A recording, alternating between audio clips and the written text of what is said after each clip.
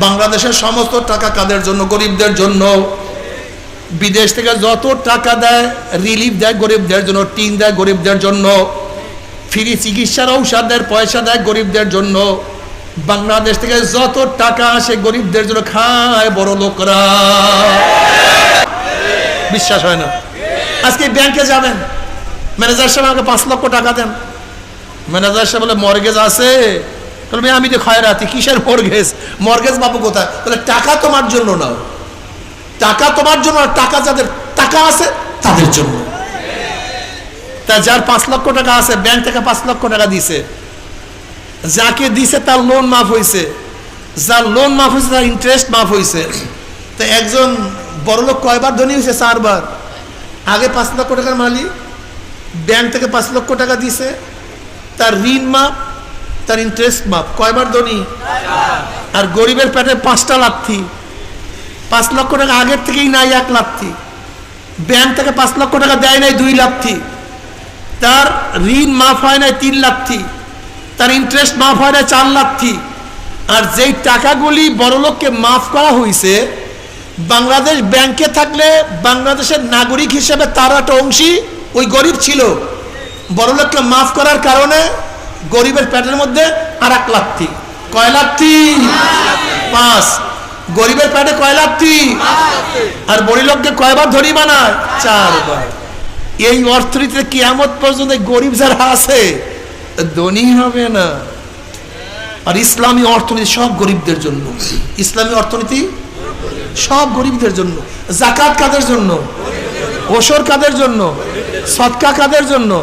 ফিতরা কাদের জন্য? মানত কাদের জন্য? দান কাদের জন্য?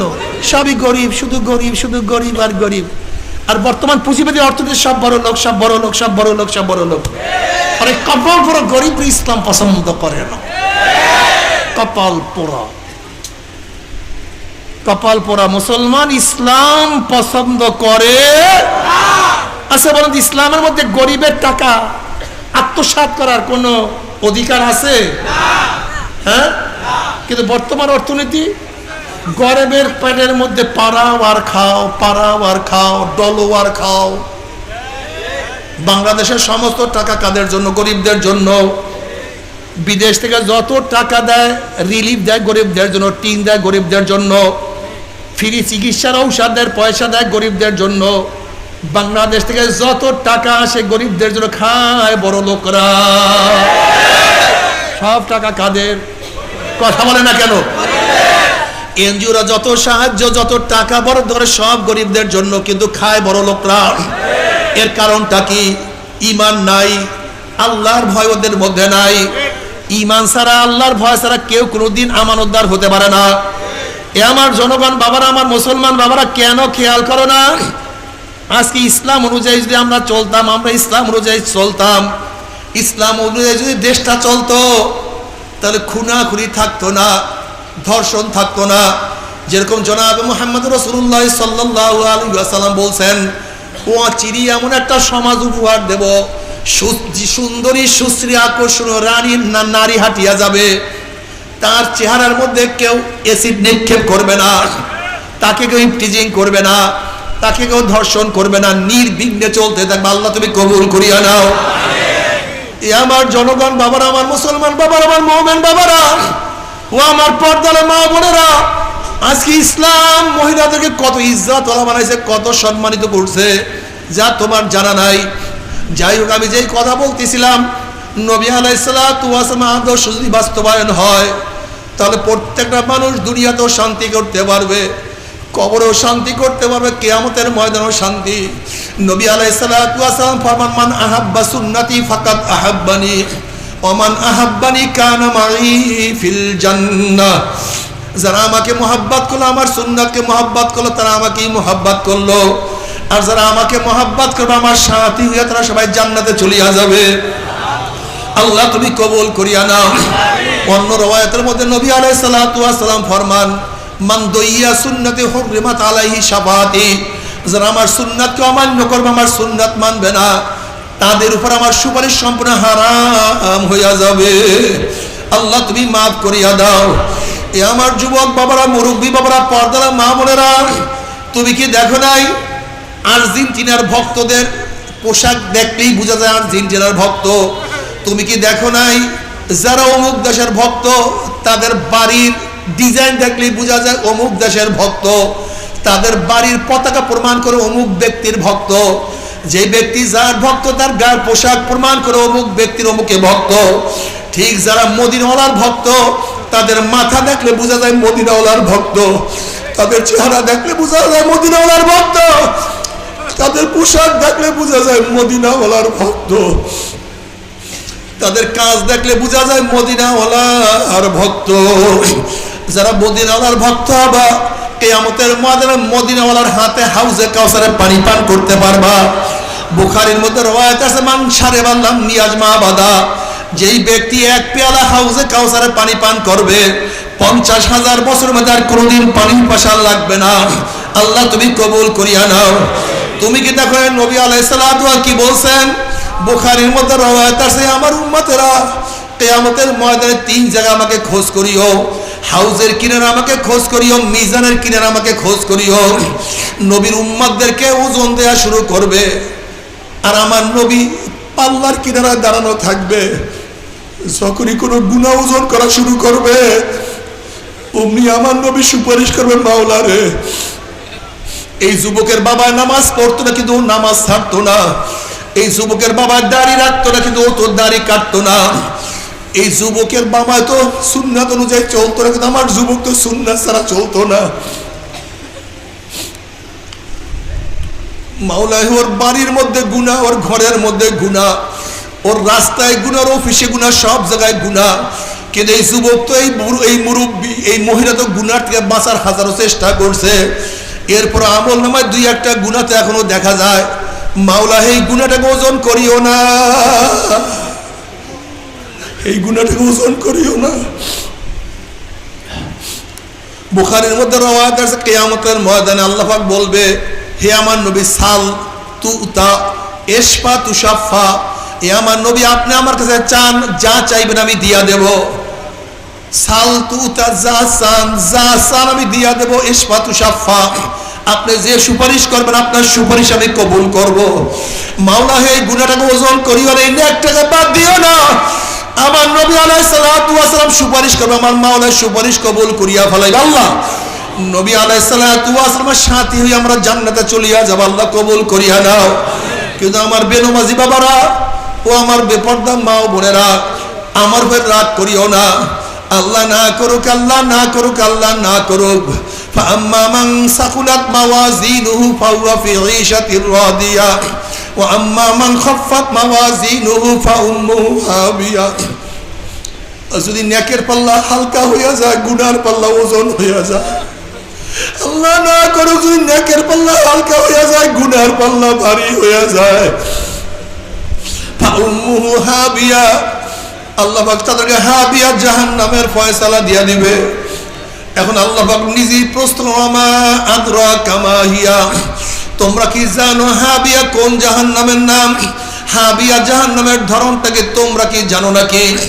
আল্লাহ পাক প্রশ্ন করার পর নিজেই জবাব দেন নারুন হামিয়া। শোনো হাবিয়া কেমন জাহান্নাম, কোন এক মানুষ যদি পানির মধ্যে ডুব দেয় তার ডাইনে বামে চারিদিকে পানি আর পানি ছাড়া কিছুই থাকে না। হাবিয়া এমন একটা জাহান্নাম যার ডাইনে আগুন, বামে আগুন, উপরে আগুন, নিচে আগুন, সামনে আগুন, পিছনে আগুন। নারুন হামিয়া।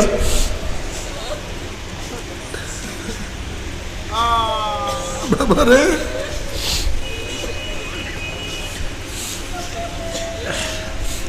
ও আমার যুবক বাবার, আমার মুরব্বী বাবারা, আজকে বাড়িতে গিয়ে কোরআন শরীফ উল্টায়া দেখো।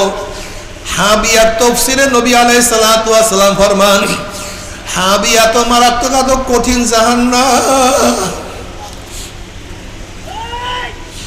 দুনিয়ার গাছপালা তরুলতা পাহাড় পর্বত যাহা কিছু আছে সব যদি একত্রিত করিয়া হাবিয়ার মধ্যে নিক্ষেপ করা হয় মুহূর্তের মধ্যে সব ধাউ ধাউ করিয়া পুরাইয়া সব সারখার করিয়া ফেলাইবে। আল্লাহ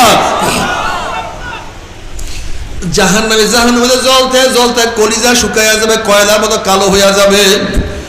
মৃত্যু মৃত্যু মৃত্যু মৃত্যু করে চিল্লাইতে থাকবে। আল্লাহ পাক কালামে পাকের মধ্যে আগেই বলেন লা ইয়ামুতু ফিহা ওয়ালা ইয়াহইয়া, মানুষ মরবেও না, মানুষ বাঁচবেও না, জীবন বাহির হবে কিন্তু বাহির হবে না।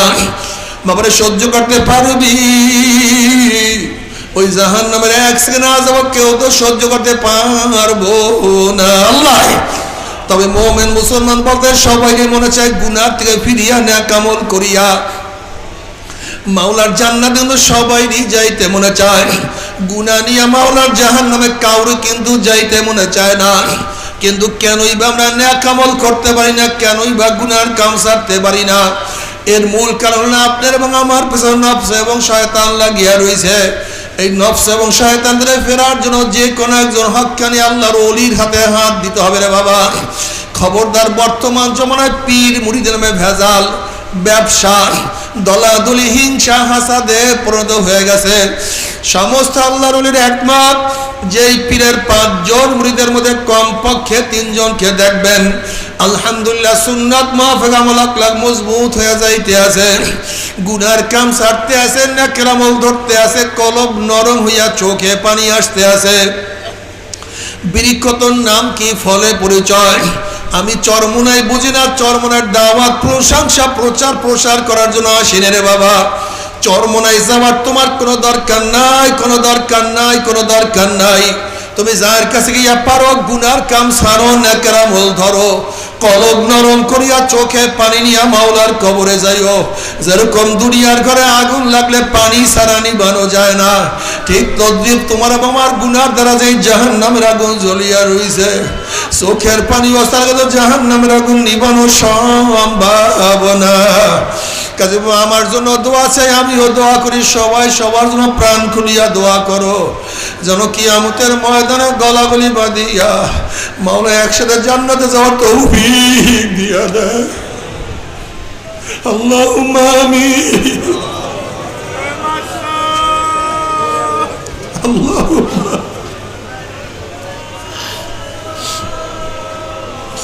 ও আমার পর্দালা মা বোনেরা, 2 হাত তুলিয়া মাওলার দরবারে কান্দো।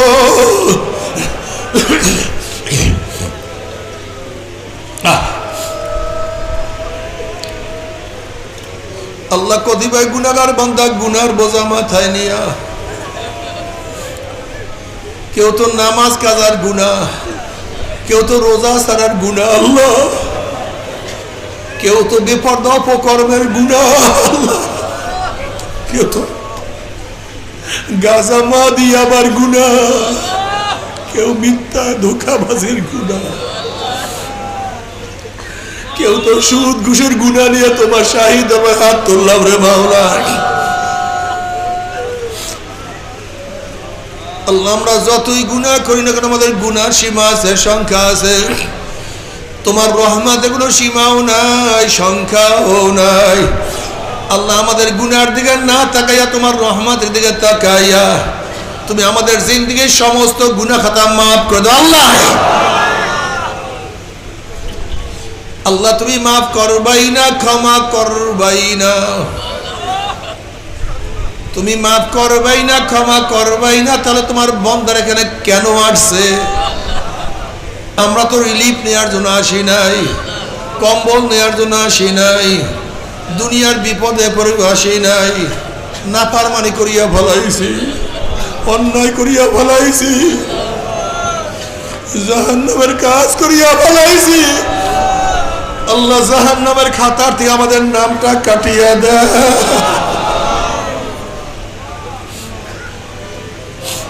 আল্লাহ জাহান্নামের খাতার থেকে নামটা কাটিয়া দেয়। আল্লাহ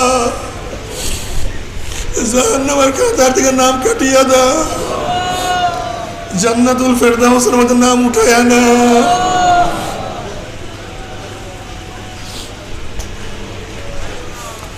আল্লাহ আমার যুবক বাবাদেরকে কবুল করিয়া না। আল্লাহ আমার মুরব্বী বাবাদেরকে কবুল করিয়া না। আল্লাহ আমার মা বোনদেরকে কবুল করিয়া না। আল্লাহ আমরা যারা হাত তুললাম জানি না কার মা নাই, বাবা নাই,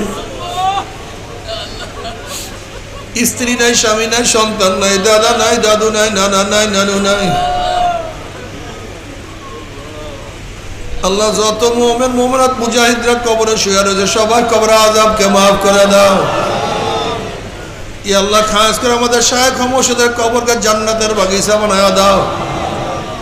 মা দাদা সহ তামাম দুনিয়ার মাশায়েখ আমাদের বংশের সবাইকে তুমি মাফ করে দাও।